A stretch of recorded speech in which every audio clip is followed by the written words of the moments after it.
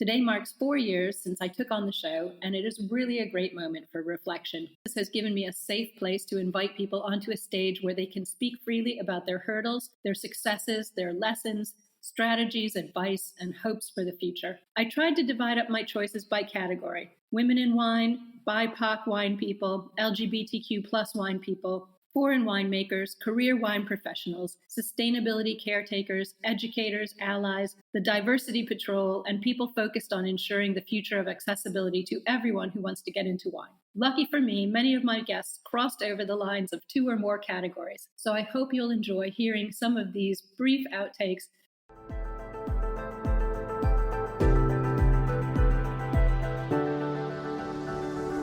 Welcome to the Italian Wine Podcast. I'm Cynthia Chaplin, and this is Voices. Every Wednesday, I will be sharing conversations with international wine industry professionals, discussing issues in diversity, equity, and inclusion through their personal experiences working in the field of wine. If you enjoy the show, please subscribe and rate our show wherever you get your pods. Welcome to Voices. I'm your host, Cynthia Chaplin, and this is a very special episode of Voices for me. Today marks 4 years since I took on the show, and it is really a great moment for reflection. Huge thanks must go to Stevie Kim, the founder of the Italian Wine Podcast, who entrusted me with Voices in those very early days. Although I had listened to many podcasts, I had never hosted one, so it was quite the challenge. The mission of the show was to showcase unheard voices from within our wine industry, with a focus on women and people of color.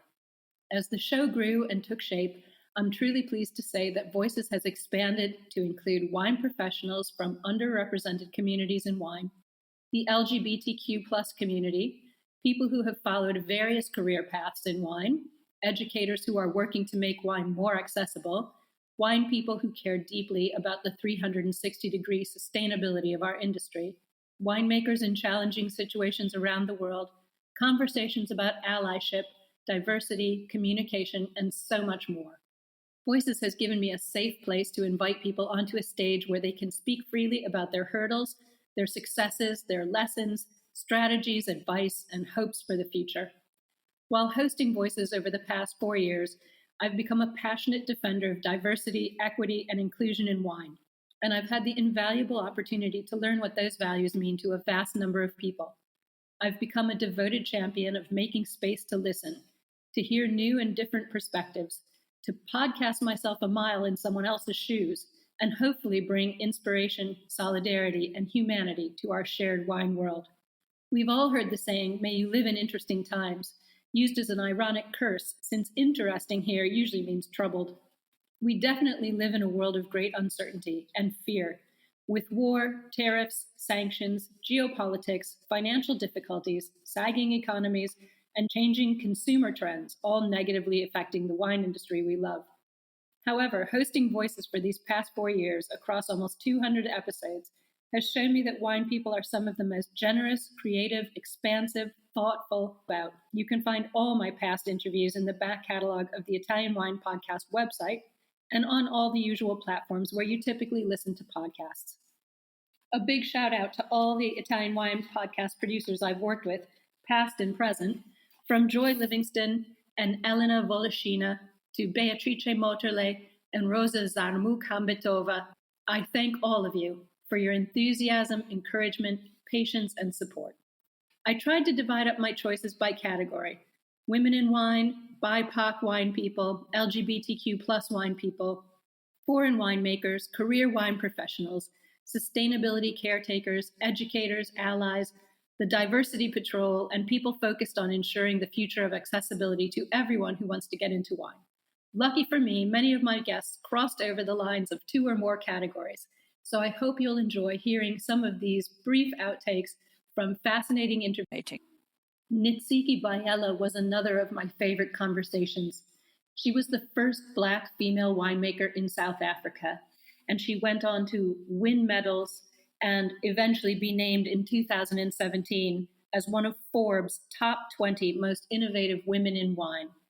I spoke to Nitsiki about a lot of topics: how difficult it was for her as a young Black woman to get into a wine university in 1998 at Stellenbosch, where they only spoke Afrikaans and there were very few Black students. Your path to coming into wine wasn't that obvious.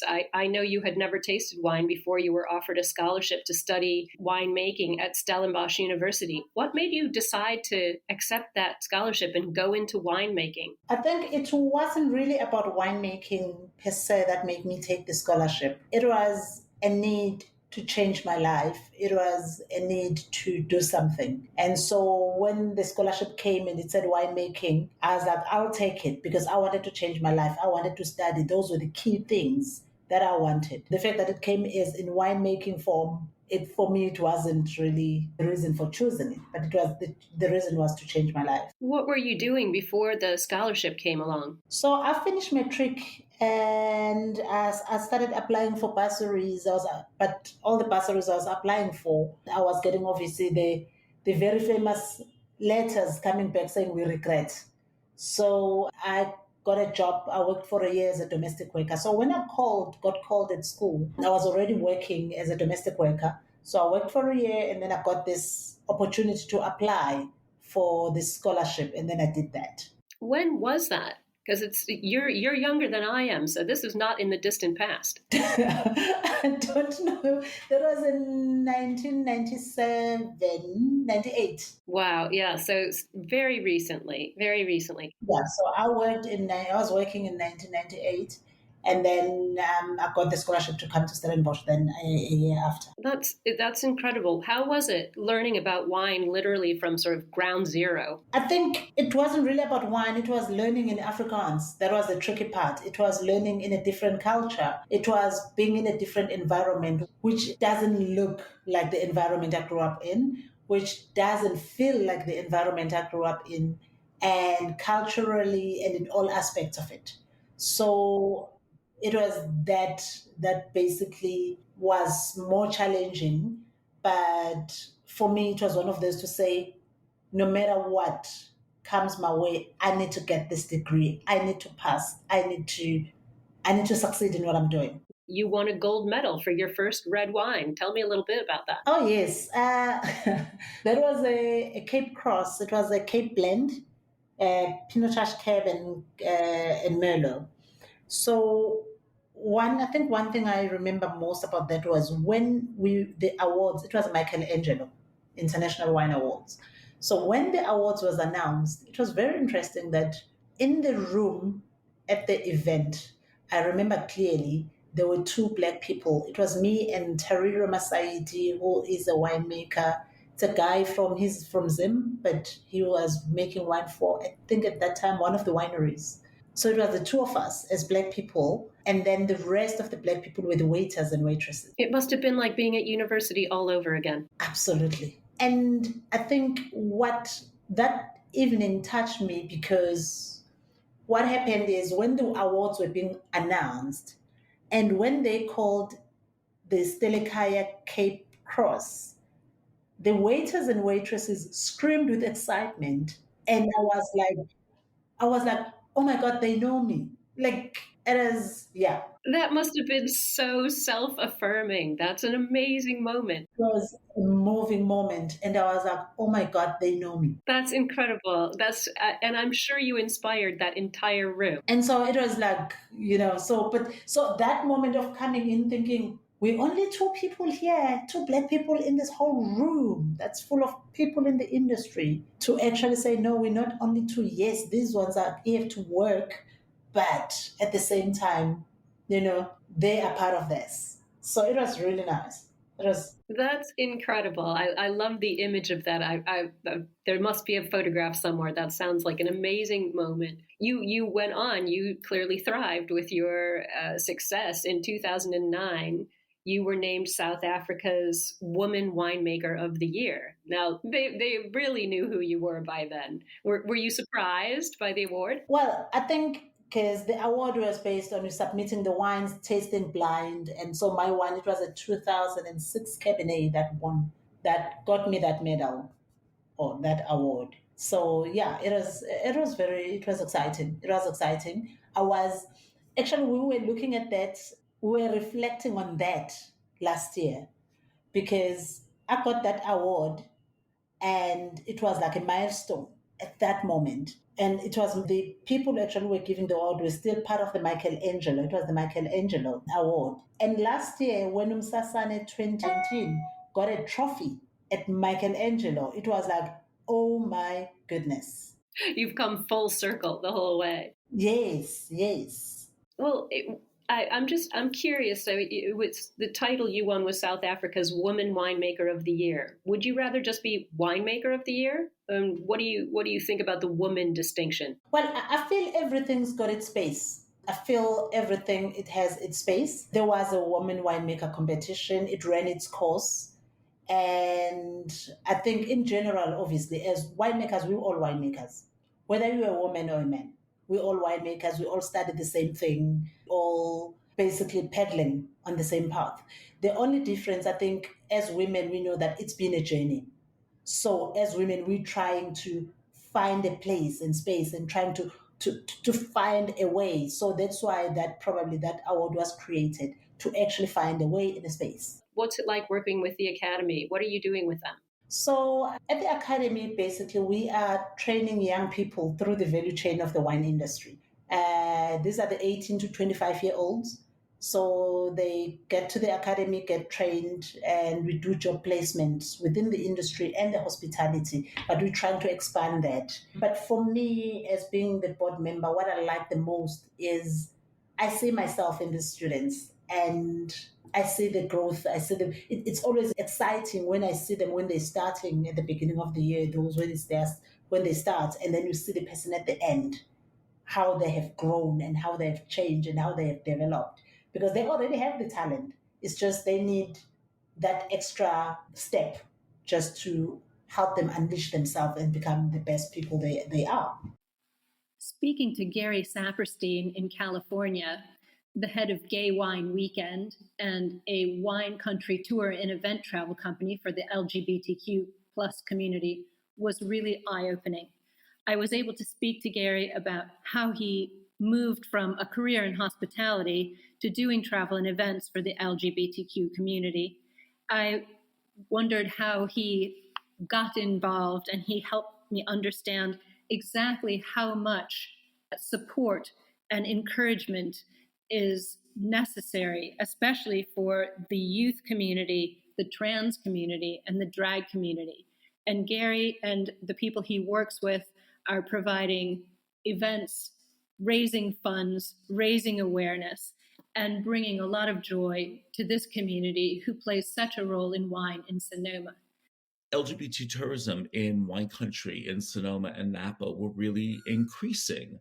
I noticed that there were a lot of people from my community moving to the region as well, whether they were retiring there or was a second home or just leaving cities and moving to wine country for the lifestyle.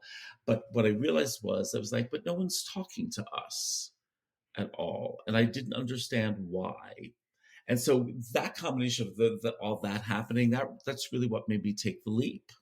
But it's interesting, what you said about no one was speaking to your community, and I find that really fascinating. So, you've described yourself as a proud out gay man, who always felt the need to create community and bring people together. So, tell us about how Out in the Vineyard came about, and how you're connecting people and how you bridge that gap with producers and tasters and tastings and things to get them to talk to you. Well, I think that like you said, the thing is, nobody, like I said, and you reiterated that nobody was talking to us, and I didn't understand why. But at first, of course, my mind went, it was a homophobia, but I never felt homophobia in my country. I'm very fortunate living in a bubble, sort of. So I never felt homophobia, but I didn't understand, why isn't anybody talking to us when literally Mecca, the Castro in San Francisco, is 45 minutes, south of wine country. Everyone from our community visits the Castro at some point in their life, and and will probably come up to wine country. So that's really where I started from. The industry is Like it is a very, white male dominated industry. So on that level, I could definitely, see that, it's not that easy. And what I was doing though, which I think really the LGBT vintners that I started working with, what they really appreciated was for the first time, I was giving them an outlet to be themselves, to be their true authentic selves. My two passions when it comes to philanthropic work are, being able to support sort of the future of our community, and that's what Positive Images is about, and supporting, our queer youth. And for Face to Face, that has just been doing the work for 41 years in Sonoma County, particularly with people living with HIV and AIDS. And so that has been, those are really two of my passions. Well, I think it's amazing how much money you've raised for Face to Face. And this whole idea with positive images, I think, is so important to the future of everything, not just the wine community, not just the LGBTQ community, but the future of everything. Raising the visibility of pride in rural areas. Sonoma and Napa are rural, and there's resistance to this sort of thing. So, especially for young people growing up, in small towns where it may not be possible for them to come out easily or to feel comfortable even with themselves. So, they feel like they're alone. So since you started with this, how has Positive Images, and what you're doing with them, what have you seen change within the community for young people? Well, I think what I see changing, especially in wine country, I can't speak, of course, for the entire country, but for in the region, what I really see happening, there's so much more happening. That and that's what I love. They're giving them Positive Images, especially, is giving queer youth in the region the opportunity to live their true authentic lives, to be out. They are providing lots of different outlets now, mental health services. If you for trans youth where they can come and get clothing, they have movie nights, they do drag queen nights or brunches, and there's so much more happening now than literally it's been like so fast. I mean, 5 years ago or so, none of this was happening. And now in the past few years, it's just great to see that there's so much more awareness and so much more support, which is so necessary and needed at this time because our community, we're living in challenging times right now. We have a lot of people who want to put us to want us to turn the clock back, who want us to go back. Especially our trans community is really hurting right now with a lot of anti-trans bills that many, many states are trying to pass. Fortunately, people are fighting back, and a lot of them are not passing, which is really great. And then just this past year, our drag community was being attacked as well. I mean, who wants to attack drag queens? All they do is bring joy. Honestly, well, of course, I live in Italy, so there's a lot of legislation and not a lot of opportunities for queer youth to be out and be proud and feel safe. There's a lot of violence, Which is awful because the alternative to not being able to be out, not being able to feel safe is not a good one. Speaking to Tahira Habibi from the United States was one of the most inspiring and open-hearted conversations I had in the past few years. Tahira was named Wine Star Award for Visionary of the Year, but her backstory into wine was very interesting. And she tells me about why she wanted access to the power that wine held in the world when she started in 2008. She was very open discussing her unpleasant and quite shocking experiences at the court of Master Som. And she went on to talk about how she fought the challenge of guests who would send her away from their table, didn't believe that a Black woman could be a Som, and her move to begin the Hue Society, which has grown enormously in the years since she started, helping to normalize wine language and who people are and how they show up in the wine space. My pathway into wine is a little bit different. It wasn't my intention to join the wine industry because I loved drinking or any of those kinds of things, or I was so passionate about wine. For me, it was more of like a power move and a way to create some access for myself. I noticed how powerful, particularly, back in when I joined the industry back in like 2008 or nine, when I started studying, it was a completely different world than it is now. Like now wine is more for enjoyment. But back then, we both know it was grueling out there. There was one lane that you could go in through the quartermasters, and it was a lot more powerful in the sense of like status and stature kind of things. And so for me, I saw that unless you were a white man, there was something that you were going to have to like. And so they made it very clear, like you're not allowed to directly talk to me. You need to and if you do address me, you need to address me as master. It's no secret that there are not a lot of Black and brown people in the wine industry, at least at that time. And I was the only Black person in the class. And so I kind of looked around like, I know they're not being for real. And no one flinched. No one looked, no one anything. And I was just like, this, I'm just going to, like, they can't be serious. They have to mean something else. And so in my eagerness, I raised my hand because I had a question. And they didn't, they called on me, and I went to start asking my question. And basically they were like, you need to address me as master. And everything in my soul shattered because I just couldn't believe that you could be this obtuse. Like there's no way that you're telling this Black woman in this class and all the instructors were white that I need to call you master. When I started working at the St. Regis, I had to start battling other, kind of situations in which I had no idea were coming at me. So I didn't even have time to focus on this looming thing of like, oh, you don't have all three of these certification kind of things. Even though I was certified, I was dealing with the guests and them not being used to seeing a Black woman on the floor. I was moving out of Miami to Atlanta, and I said, okay, it's time to expand.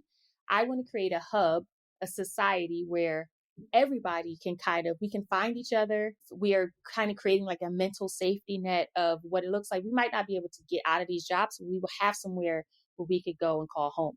And so, yes, that's where Hue Society was born from. I wanted to create a whole society and eventually, turn that into chapters and communities and all those other things. But what I started with was just visuals.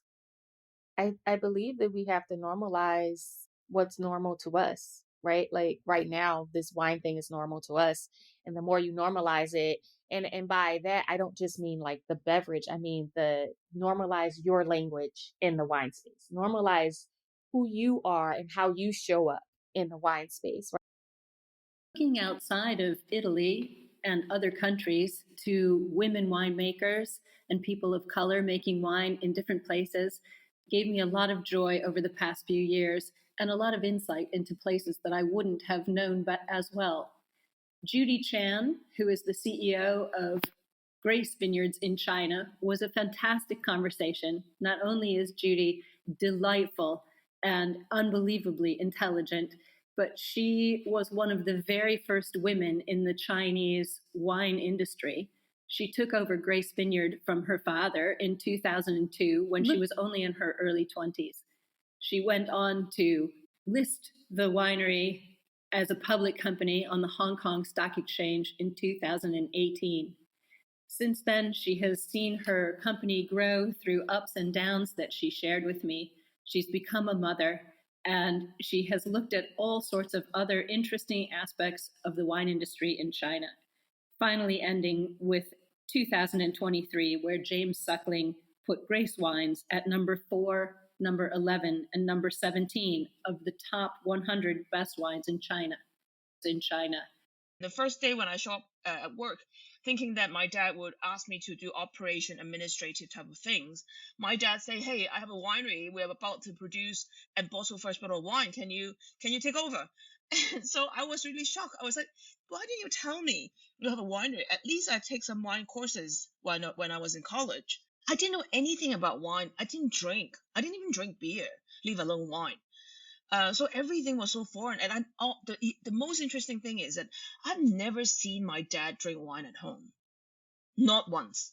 I think because I'm a women's study major, I'm very aware of this gender social hierarchy, and I feel very comfortable with myself being a woman, being now a mother, older woman with kids and things. Back then, I think the issue in China, it wasn't about being women. It was about being young. Age discrimination are quite strong, especially in a more traditional industry in a more traditional province in China. So I remember going to see the government, and then my driver drove me there. Every time the government greet us, they always went to my driver because he's an older man. I am the only woman around, and the good thing is that people all remember you, a young girl doing wine, and then they, even though they may not remember, they always call me Grace. They always think that my name is Grace, so it's very easy for them to remember me. As a result, very easy to remember Grace Vineyard as a brand. So that is benefit, I think. That's very cool. So you were more or less the business card for the company. I was the fun phrase for the company because I can't afford to hire someone to remember. I think it's great that we go public because we have to publish our result every quarter. And then my team feel like they have a board to answer to. They have other shareholders other than me. I was very young when I got married, and then I had kid when I was like 24. And when my friends were partying in Lan Kwai Fong in Hong Kong, and then and so and then I was more or less a single mom because my ex-husband, now ex-husband, back then he was traveling every day, so literally just me. And then even though I live in Hong Kong, I need to travel to China often, to the winery, to the market. So it was really a struggle. I have my daughter school in Hong Kong say that I neglect them because I didn't sign the handbook, and I was thinking, why would you do sign handbook still? There's email, but it's a traditional Catholic school, they wouldn't change. So it's a really struggle in a sense that on a personal level, I couldn't share with my friends because they were all single and dating and partying. I was already running a business and then having 2 kids and then having to take care of this. So it was rather lonely, I guess. And then there are days that you feel like, oh, I feel guilty not being with my girls. And there were days that you feel like I could have done better at work. So there is never really a balance. People always like to talk about work-life balance. I said there is no balance, but if you want it enough, you will go forward within this imbalanced state, swinging from this side to another side constantly. Ikimi Dubose Woodson was one of my favorite conversations.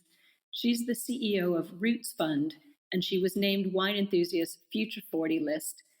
She works with Carlton McCoy and Tahira Habibi to create scholarships for people of color, supporting at a very high level, not giving handouts. They've focused on creating enrichment trips, internships, and mentoring programs, as well as working with famous, wealthy people of color who can assist younger people who would like to become involved in the wine industry, bringing BIPOC people into our profession in ways that are meaningful, sustainable, and successful. I think for sure, I'll say this. Carlton started the idea. He was like, I want to see more people who look like me in these rooms. Carlton was getting a lot of awards and a lot of prestigious things were happening to him. And he said he would look out in the crowd and not see anyone that looked like him. And we're going to utilize Tahira's platform. Tahira had made connections with a lot of Black sommeliers who might need assistance. But we all reached out to people and was like, hey, donate $5, donate whatever you can on this GoFundMe link. And within like 9 days, we had raised $35K. And for us, we were like, oh, this is so much. But then we looked at the magnitude of people that we also reached out and said, hey, who needs help? And we had got hundreds of letters. And that $35K instantly felt like a drop in a very big pond. So we were like, okay, we've got a bigger problem. For sure. I will acknowledge, though, Tahir was always the one that said this is going to get bigger than life. And I laughed and was like, no, it's not. It's going to be like 50, 60 people, and that'll be it. How many is it now? Let's hear the number. We've given out $2.3 million over a 3-year period. We have 226 scholars who have come through our program. Now we are down to an 82% success rate. That actually happened with this year's numbers that are coming through. And what that means is that we've gotten someone into a career in wine, not a job, a career, meaning that there is a promotable trajectory set for them. And they've continued to elevate within an 18-month period. That's kind of like our data metrics right there. We've been able to really create support. Like I continue to emphasize, that's what makes us different. So it's not only getting the money, it's getting the mentorship. It's getting someone that you can call on any day of the week and get a study partner. It's the monthly happy hour sessions that we do just to keep your mind going about industry, whether it's careers or tastings. And we offer all of this for free. Some of them will decide they want to do an internship. We just signed a partnership with Krug. Olivier at Krug has been a super supporter of us, and we'll have Roots Fund scholars working at the Krug house, living with the family there. That's the first of its kind. No one's ever had a program like that. What kind of reception your group of scholars gets when you go to these very old world, old school, old white guy places? It's not easy. We get ready to fly to these places. I make the scholars come to the airport early so we can have a meal, so I can give them the reality. Like, we're going to go in some places and people are not going to be welcoming. There may be some places we make reservations to, we get there, and I decide not to eat there because we are not being welcome. Can you imagine what it's like to come through a restaurant in the rural part of Loire Valley with 9 Black and brown people? And we're Americans, so they've had a long day. They're boisterous. They're excited. They got their notebooks out. And then they're also surprised that they know about wine. But you've also got a really strong mentorship program going at Roots Fund, which you mentioned just kind of slightly. But I think this is critically important for the future of our industry and ensuring that we're not only inviting everyone to the wine table, but supporting them and making them comfortable and strong once they take that seat. And you've also said that many of the mentors in your program are white, and they are receiving reverse mentorship, self-reflection that is often overlooked. People have unconscious bias. So we just put out all calls for mentorship. We utilize our social media, our mailing list. And actually right now we're short on mentors. We actually could use a few more, particularly those who own like wine bars, wine shops. That's been a high demand request for our scholars. And how it happens with reverse mentorship is that with having a lot of our mentors being white, people always ask me, why don't you have more people of color? They don't exist. This is why we're doing this work, because they don't exist. But even once we get more of them, that doesn't mean I'm excluding people. We need allies to do this work. And those mentors help in so many other facets. But you also work with some very famous, very wealthy people who have wine passion and wine dreams all of their own. We're talking about major sports stars and music and acting professionals and all kinds of big names. And this is such an interesting idea because, superficially, it would seem like these people don't need help. So how did this start? And what does Roots Fund do to collaborate with and support these famous people of color who want to get into wine? And, by the way, give me some gossip. Who's in the works with you building a new wine brand? What's going on? We're working on some projects we can't talk about, but darn, they come with some basketball stars that the world will really be excited about hearing from. But how it started, NBA players drink wine, and NBA players buy wine. So you've got folks like Carlton, who does wine buying and did for a very long time for many players. You've got folks like Grant, who owns Parcel here in New York, who works with a lot of celebrities. And these guys have always talked us up and introduced us. And it's like it turned into a funnel of connecting. And then you go out with one player and you meet a couple more. They're all getting into wine. For Roots Fund, a couple of things. We offer mental health services to our scholars, totally free of charge for them. Really important. Some people 2-3 sessions a month with a mental health provider, whether it's a therapist, psychologist, counselor, whatever the case may be. I want to create consistent funding for that program because the need is not going away. Turning to Australia, I had the chance to speak with Gary Green. He is the CEO of Mount Yenga Wines in the Hunter Valley, the only Aboriginal-owned winery in the world. Gary focused on breaking negative stereotypes around Aboriginal people and alcohol, cross-cultural hybrid economics, and focusing on the next generation. He told me that our eyes are put in the front of our head to look forward, and his conversation with me was so positive, describing how he overcame a lot of challenges to get the winery going and to begin his work with the First Nations people of Australia and Aboriginal and Indigenous leaders to make sure that they were putting together a value moving forward. I really wanted to tackle the negative stereotype around Aboriginal people and alcohol, but at the same time, I wanted to do it in a positive way where we promoted with authenticity Aboriginal art and culture, not only to Australia, but to the world. And at the same time, I really wanted to use this new media, being a wine bottle, to really break down the barriers and I guess the glass ceiling about what the perception is of an Aboriginal business. We facilitated a deal with a small vineyard up in the Hunter Valley that sat at the base of Mount Yenga, and we got the permission from the Wanneroo people, which is the traditional owners of that area, to use Mount Yenga as the name, which means meeting place, and we thought that was, a really special name, and it really encapsulated what we were trying to do moving forward. I think the main thing is that everyone talks, it's not just based in Australia, but everyone talks globally about reconciliation and how, First Nations people and non-Indigenous people need to work together. And I think I like to call it, cross-cultural hybrid economics, where, our business model is infused and the whole undertone of our business model is based on First Nations culture around respect for country or caring for country, respect for our own people and others.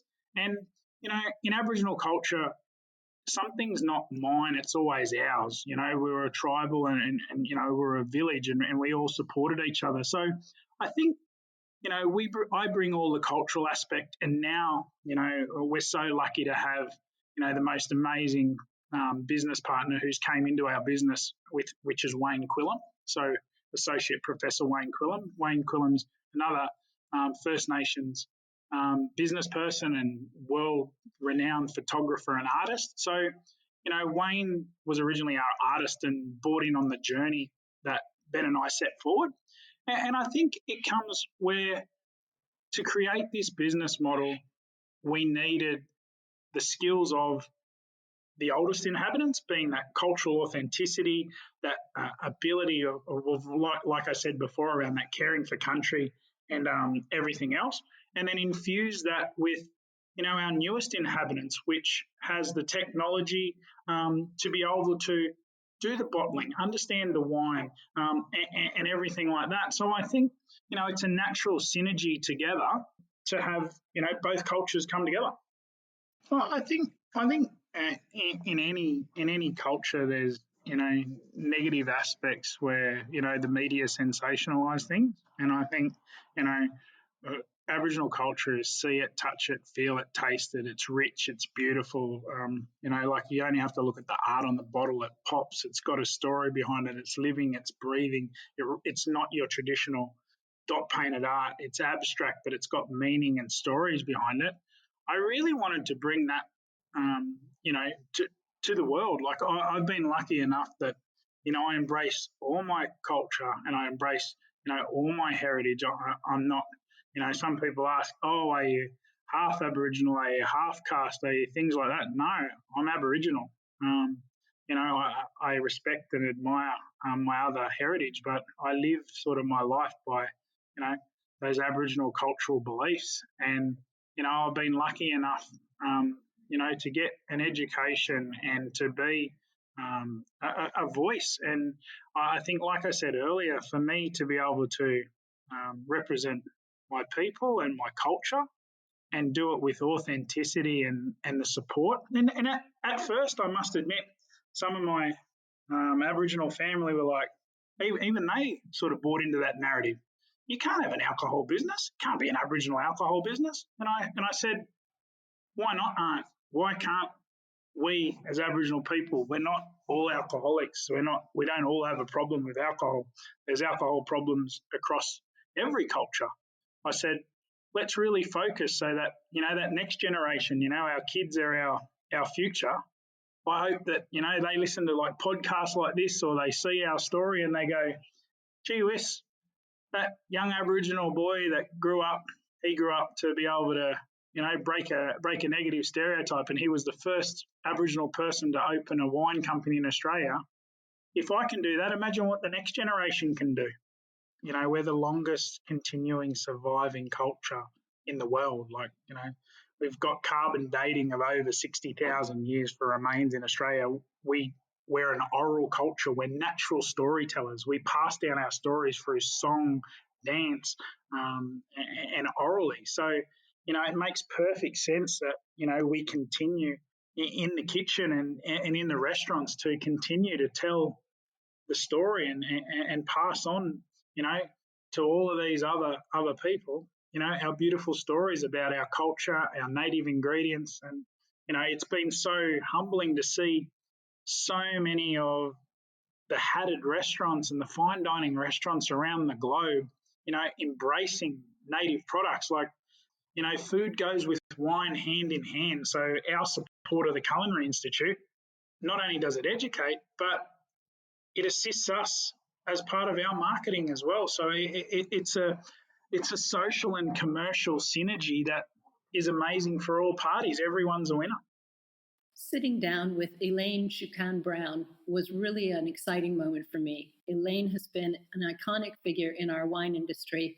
She's an Indigenous Alaskan and a great writer with a very strong focus on wine and personal empowerment in our industry, social justice, resilience, reinvention, and storytelling. I really feel that my first job is to listen, but listening, as funny as it might sound, is a full body activity. So my attention, if I'm meeting with a producer or a viticulturist or sommelier or someone otherwise working in wine, or even more broadly, of course, just interacting with people, my job is to be present, quite simply. And so listening is not just about using your ears. It's very much about overall observation. And that's what I mean when I say it's a full body activity. My job is to be observant. And for me, I can't write a piece or speak to a topic in a seminar, for example, until I really have done that work of careful observation and listening first, because I really want to understand where a person's coming from, what is influencing the region, to what extent is a wine that I'm drinking informed by the growing conditions of the place, the demands of that vintage, and then the people making it and the history they've come from. So all of these things factor into the final expression in a glass of wine. And I'm there to try to observe all these factors and sort of tease out the pieces I can communicate clearly. And also, like, I've chosen this job. I've worked really hard to get to where I am now, but that also means I'm the person with the luxury of that time with these people that make our wine. And I know a lot of wine lovers, they would love to have that time with producers and traveling the world, getting to know wine as I have done. And so I really see my second duty as, like I said, first, I want to observe and listen to understand, and then do the work to ask myself, how can I communicate this clearly in a way that offers something to the reader or the audience while also respecting those people that gave me their time.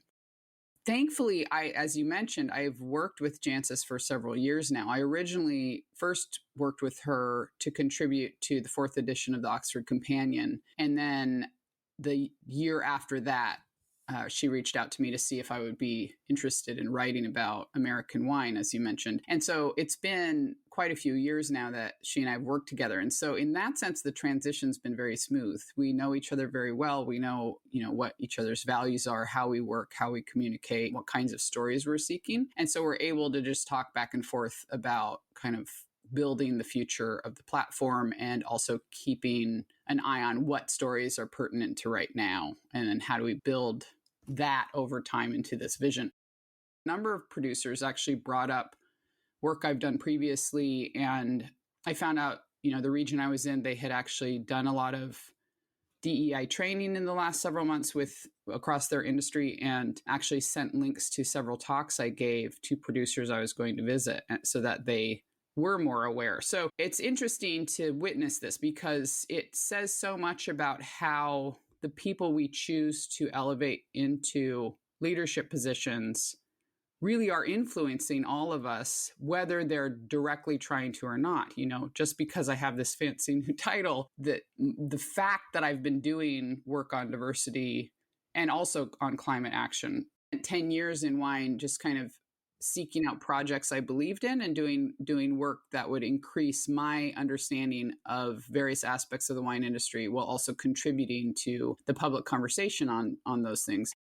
Just last year announced this initiative that they call Rooted for Good. And it's a 10-year commitment to cut their carbon footprint in half, to significantly decrease water usage and improve kind of water management, while also supporting health of habitats. And they're moving their entire fleet to electric over time. All these things can only happen over time, right? And then, of course, importantly, too, they have a social responsibility component. So they do a lot to support their own employees, but also to make it possible for their employees to support their own communities. I think the most important thing is to try to connect with other people and build a community, and recognize it takes time to do that. But it's the strongest form of support any of us will find as we navigate our way through wine. The wine industry is quirky. It is a challenge.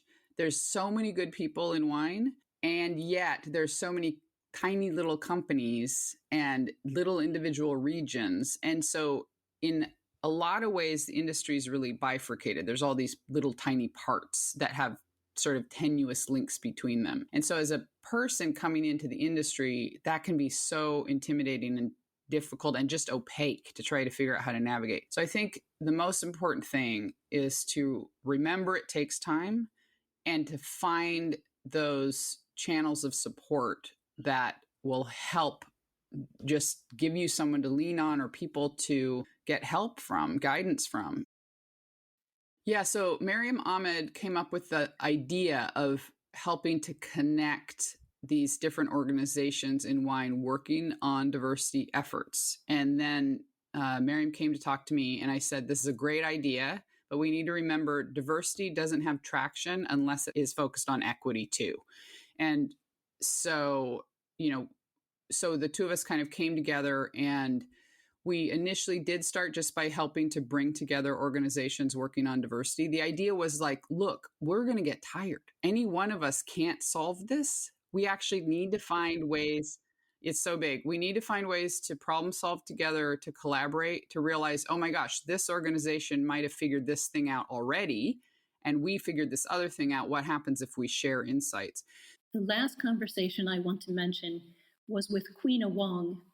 Queena is an Australian living in England. She's a prominent wine collector, and most importantly, the founder of Curious Vines, which is a supportive community of wine industry women cultivating connectivity and female visibility through inclusive events.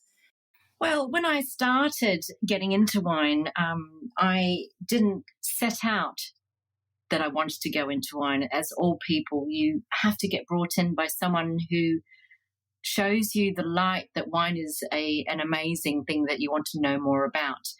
And I got inspired after at a lunch. Sommelier there was another Australian. There was a lot of banter, and I enjoyed myself so much. And this guy I'm still a friend with. But when the kids got old enough where I could start getting out a little bit more, I joined 67 Pall Mall. And it was there that I said, where did all the women go? But I remember having the discussions with lovely Grant Ashton and the team there. And they said, we don't want this to be another man's club. We want to make an effort to make sure that there are more women in the club. And but I think the difficulties that they have, and especially in the UK, we have is that there is gender bias in who actually does play in fine wine as a consumer. That started me to go, this is my purpose. I'd come out, I used to work in finance and been at home, and I was looking for my, what was my niche going to be? And it was like, this is my niche. I'm actually quite unique because I'm a woman who collects fine wine, and just was very blind to it because I'd spent so much time at home until I came out onto the scene as such. And this is the way kind of like, I appeared out of nowhere. But, I'd always been buying it for a long time. It's just that I hadn't been doing it socially. So I think it's just the collectors that were in London doing things hadn't really seen me much before. And much of my buying was done through Matt. And then, I came out and I started buying with other merchants, and, 67 introduced me to a lot of people.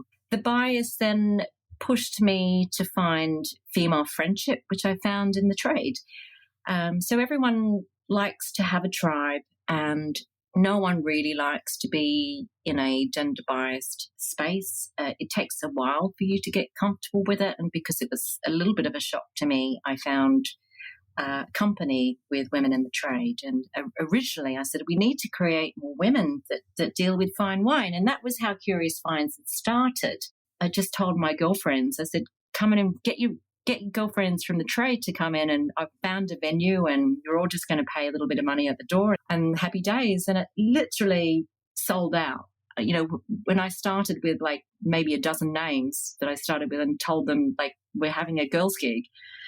And it was like, oh, okay, maybe it's just the COVID effect. I did another one, and then I did another one. And within like 5 months, I had a mailing list of 350 women. And it was just, it was astounding. And I had hit on something that was clearly missing and needed. And that's where it really took off. So it started then the emails I had from the mailing list, and these member-led newsletters, which was news that was being discovered from these gatherings that I had put together. But then I just said, well, why don't you tell me more? If you've got this stuff to tell me what it is, and I'll add it to the newsletter. And this newsletter, which is led by the people within the community of Curious Finds, is still going, and it goes out weekly, and there's always something. Someone's written a new article, someone's put on a new education program, someone's won an award, let's encourage you to apply for competitions. And it's just the most uplifting email, and every week I get women contributing to this newsletter. It's women reaching out to each other. It's a safe space because it's a female database, and they ask for help from each other as well, which is incredible, and they get responses. It's interesting. The word safety, I think, conjures up lots of things. So the first aspect of safety, obviously, I think is around sexual harassment. There's physical safety of women that work around alcohol. And, I did a survey last year, the UK Women in Wine survey. The top issue that came out of that was that 3/4 of the women had said that sexism and harassment is the biggest issue that needs to be addressed within the wine industry. And there is not enough done to protect women around alcohol, whether you are a sommelier working on the floor in hospitality, or whether you are a private client being asked to take out your male private client for dinner. It can be very tricky, and I think, many women, and in the survey it did come through, had said that they were told, oh, it's just the alcohol. But frankly, I don't think that's an excuse for people to behaving inappropriately. So how do you make sure that women can stay on track with their job if they've had a career break because of family? And when I say family, it's broader. It could be your parents. You could be in a caring responsibility for ill parents or even ill relatives. So if you have any extra load in your personal life, it's not just children. how do you make sure that you're kept on track with your career when you do have to take time off, and when you have times in your life where you are engaged and busy, where there are days you need to take off to visit parents or deal with things. And I think that there could be better policies in place when those times happen to make sure that you are kept in touch, what we call these keeping in touch days. And it's not unusual, but again, it's about rolling it out further into, especially to the small, the SMEs, the small medium enterprises, and also to self-employed. They completed nearly 20% of a fifth of my survey, and it came across very strong that they are very unprotected within the wine industry. I have actually, this is probably it started off being just one Master of Wine boot camp that I was doing, and it was so successful, and I learnt a lot from just kind of diving in without pre-planning too much about what actually is required for to help increase pass rate. And one of the things about education for women and supporting their education is not only it helps with routes to more senior roles, leadership. So in the survey, leadership is the second biggest item that was most important that women want addressed, and that's not enough women in leadership.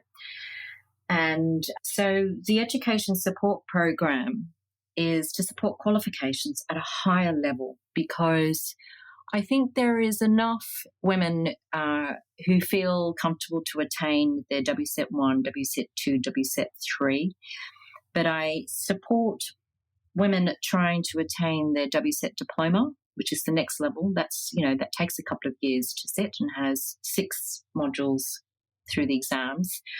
And it's quite expensive. It's extensive, it's a commitment, and it's expensive. And then I support the Master of Wine students, candidates, and I also support Master Sommelier candidates and the Court of Master Sommelier advanced students. How do you respond when people jump to these kinds of conclusions? You live in London. We said before, so many men's clubs around, and their members are not branded as chauvinists. So it's really kind of crazy that working to support women in wine has seen you, get labeled in this way that seems incorrect. So how do you address that when people sort of make that kind of a statement? Well, it's kind of their issue, not mine. I'm quite reasonable. I might be assertive. I'm very good at holding my boundaries. But I think the issue is it just boils down to current society stereotypes. I mean, women, previously, we were people with empathy, we're gentle, we're nurturing, and men were the ones that were assertive, confident, and decisive. And especially when you're in a leadership role, and with Curious Vines, as the leader of Curious Vines, I think generally people are still getting used to the concept of women as leaders. And again, historically, since time began, men were always the main leaders, or the leaders, and have been for ages. So now we have women coming into leadership roles, and it's just a period of adjustment, really, that needs to be happening. And I think when you're a woman who starts to show what had traditionally stereotyped male characteristics of leadership, confidence, assertiveness, decisiveness, when we show those things, it gets misinterpreted as being aggressive, because they're not used to seeing a woman exhibit those sorts of communication styles. And, I think there just is a little bit of education that's required. I'm definitely not aggressive. I am assertive. I definitely do push forwards, but it's always very reasonably. And there's nothing wrong with having a lovely open discussion about lots of things and challenging and holding mirrors up. And it makes people uncomfortable. So when you hold a mirror up to an industry, which perhaps it is a beautiful industry, but it becomes a little bit defensive And I would say in defense of the industry and those who are being defensive is no one really, it's not like they intended it to be a gender biased environment. This was nothing intentional and no one is to blame, especially in the UK being the oldest wine industry in the world. You know, we didn't have our own wine, so we had to build trade. And it was a space that was done by the men because men did the business and men did the trading.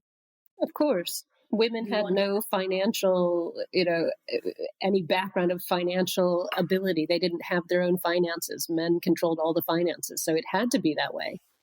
Absolutely. Men did the business. And that's what society was back then. So what we have now in modern time, in 2024, is a legacy of history.